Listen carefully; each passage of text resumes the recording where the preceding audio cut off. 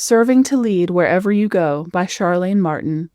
So he got up from the table, took off his robe, wrapped a towel around his waist, and poured water into a basin. Then he began to wash the disciples' feet, drying them with the towel he had around him. John chapter 13, verse 5. When I taught water exercise classes at a local recreation center, our director would sometimes come in to speak with us. While wearing clothes with our gym's logo, he followed along with the exercise movements as he asked questions. This man stood out from most directors because he worked alongside us. He taught swim lessons when needed, cleaned up spills, and even restocked the vending machines, never asking us to do something he wouldn't do himself. He wore a suit and tie only for meetings and special events as needed, unlike many gym directors who wore business attire all the time. What stood out to me most was how quietly he led through simple acts of service. In John chapter 13, Jesus' disciples prepared for the Passover meal, securing an out-of-the-way meeting place and gathering the prescribed food as they walked through the filthy streets where sacrificial animals were sold.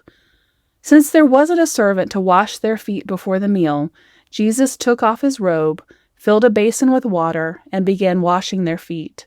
This humble act demonstrated what it meant to be a servant leader. At first, Peter didn't want his teacher to wash his feet. Jesus' lesson in humility made a lasting impression on him. His action showed that true leadership is about serving others, even when it's mundane or humbling. Jesus says, "For even the Son of Man came not to be served, but to serve, and to give his life as a ransom for many." Mark chapter 10, verse 45. Doing everyday or messy jobs isn't enjoyable, but it's often necessary. Things like cleaning up spills with our kids, picking up trash on the sidewalk, or helping set up chairs at church are small ways we can serve and make a difference. Do you step up to help, or do you let someone else do it?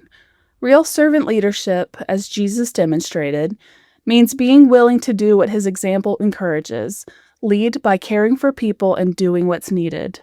Not just what we want to do. People will remember what we do far more than what we say. Questions for reflection. Who have you noticed demonstrate servant leadership where you live, work, or worship? How does this person's humble behavior influence you? How can you serve lead at home, work, your community, and church?